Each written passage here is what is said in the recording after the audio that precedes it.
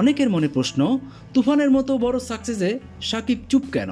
তুফান super duper running চলছে, মাল্টিপ্লেক্সে record breaking sell দিয়েছেন, single screen তো স্টেডিয়াম বানিয়ে ছাড়লেন, মাল্টিপ্লেক্সে জওয়ান, স্পাইডারম্যানের মতো একদিনের শো রেকর্ড ভাঙল, হাওয়া, পরাণ, সুরঙ্গ, রাজকুমারের লাইফটাইম কালেকশন ব্রেক করার পথে।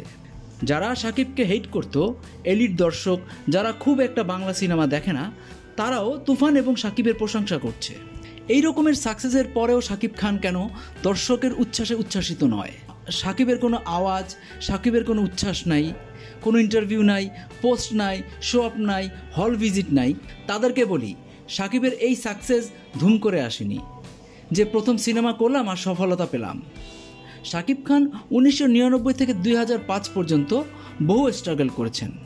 ইন্ডাস্ট্রিতে দুঃখ, কষ্ট, অবহেলা কি জিনিস হারে হারে টের পেয়েছেন। ধীরে ধীরে 2006 সালে সাকসেসের দেখা মিলে। এরপর থেকে সাকসেস আর শাকিব একে অপরের পরিপূরক। এক ঈদে 4-5 সিনেমা মুক্তি পেয়েছে, সাকসেসও হয়েছে, প্রতি বছর সর্বোচ্চ ব্যবসা সফল সিনেমা দিয়ে আসছে। এই সাকসেসগুলো শাকিব দেখে আসছে। প্রিয়া আমার প্রিয়া একটানা 2 মাস, নাম্বার 1 শাকিব খান, শিকারি, নবাব, পাসওয়ার্ড, প্রিয়তমা দেখতে ব্ল্যাকের টিকিট কাটতে হয়েছে, দীর্ঘ লম্বা লাইন, রাস্তায় জ্যাম, এগুলো শাকিবের জন্য চিরাচরিত বিষয়। দর্শক দেখছে, উচ্ছ্বাস করছে, সেই শাকিব খান কি এখন ফেইলর?